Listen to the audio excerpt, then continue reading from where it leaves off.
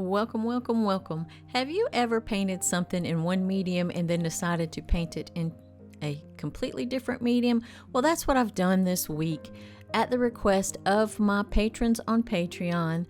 Those members asked would I do a watercolor version of the video that I shared Monday, which was a gouache conure. So now I'm doing it in watercolor for my patrons, and I thought that I would do a short version just for YouTube. Now my patrons, they get the full length real-time version. It was like an hour and almost 30 minutes.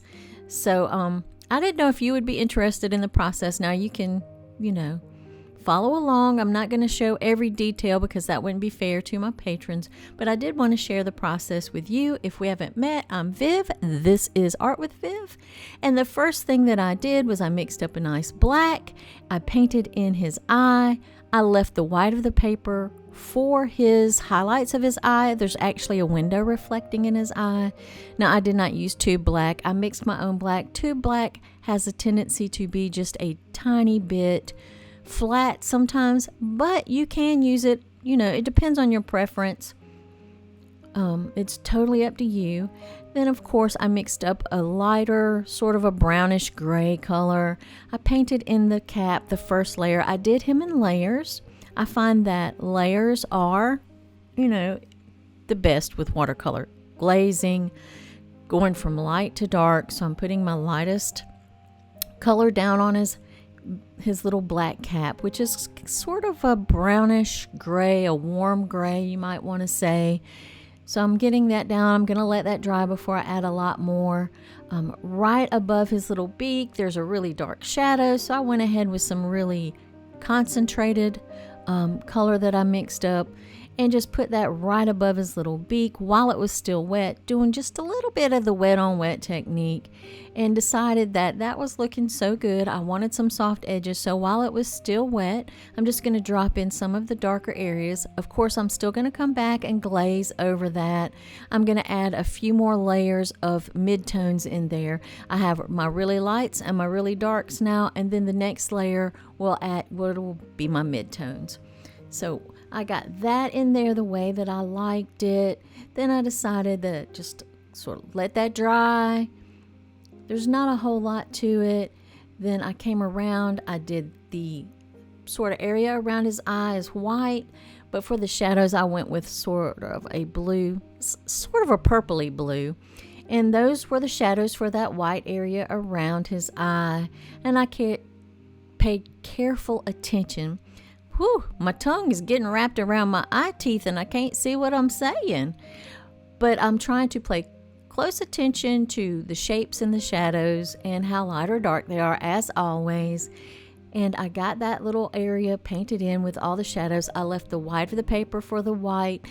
Now with gouache, you can paint it with the gouache. So you have to almost do it the reverse way with watercolor as you would do it with gouache.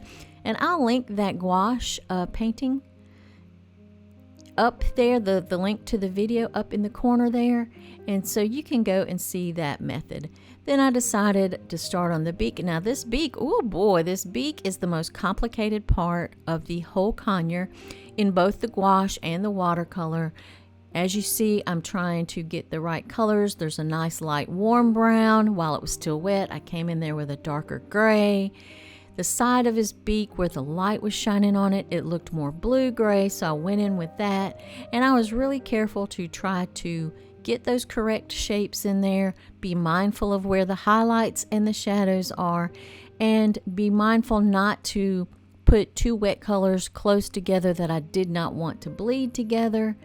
That is usually a big problem with watercolor, especially for beginners. They don't know how to keep their colors from bleeding. They get over anxious. They want to just jump in there and do it. So now would probably be a good time to tell you about my Patreon. And it is $5 a month for the dabbler level. I do have a free level. You just don't get as much stuff, but you still get some stuff. You get supply lists. You get outline drawings. as well as you also get the reference photo and a color mixing chart where I tell you what colors that I used for each section, and that seems to help people a lot. So if you're interested in becoming a member, I will be sure to link that below. Now I wanted to jump over to the bottom part of his beak, the bottom beak, and I'm just doing the same thing that I did on the top. Noticing if the grays are warmer or cooler. If they're warmer, there's a little bit more of a brown tone to the gray that I mix. If they're cooler, there's just a tiny bit of a blue tone. I've also added a little bit of violet into some of those areas just to brighten it up some.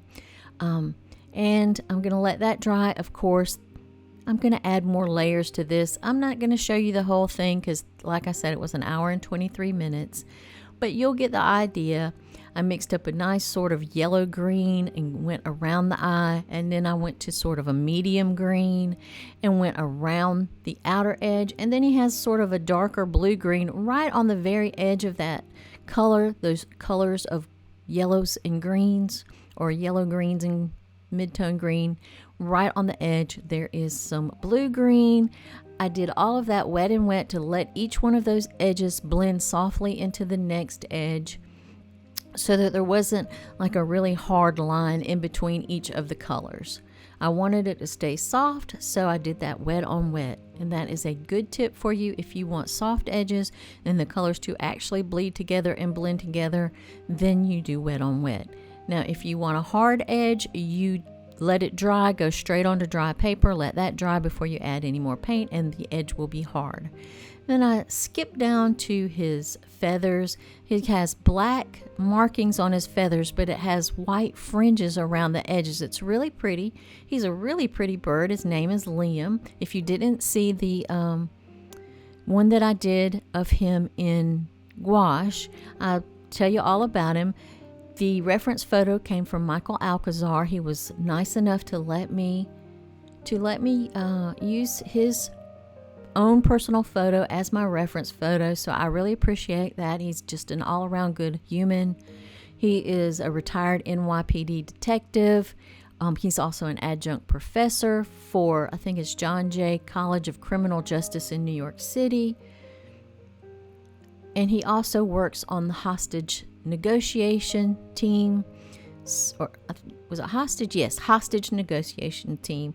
So he's just a really nice fella. He has this cute little black-capped conure named Liam, and he let me use his reference photo. So once I get those feathers all painted in with the little, I use the black lines to sort of show the white fringes, and I use the white of the paper as the fringes. Now when you're doing that in gouache, you can just use white gouache paint. I'm coming back, adding my layers to the beak to get that to look a little bit more 3D, to get a little bit more dimension in it so that it's not so pale and flat. Again, paying attention to where my highlights are, where my shadows are. And I'm doing a little bit of wet and wet here. I've also used my detail brushes. I really love these. I love them for gouache. I love them for watercolor. They work really well for both. So as I'm using my wet and wet, while it's still wet, I'm trying to just sort of dab in some of the darker colors and some of the shadows that go down the side of his cheek where his beak sort of attaches to his face. He has a shadow because those feathers are sort of coming around and laying on top of that beak. So that casts a shadow. And you can hear my own birds. They're in the background. They are talking to me. They're cheering us on with our painting. Now I did a really dark shadow in between the top beak and the bottom beak to separate the two so that you could see, there's a top and a bottom. It's not all one big giant shape. I also left some of those scratches or markings on the beak almost completely white, but I will go back in with a creamy color because actually Liam's little markings, a lot of them are cream colored and some are just really, really pale blue-gray.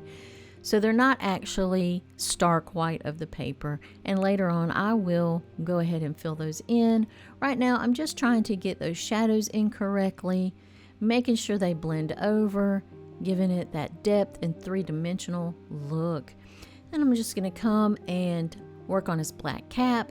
And now I have switched to a really small brush for that, and I'm just doing just tiny little brush strokes here and there in clumps and sort of peppering them all around his black cap. Where I want it to be darker, I'm adding more concentrated paint. I'm putting those marks closer together.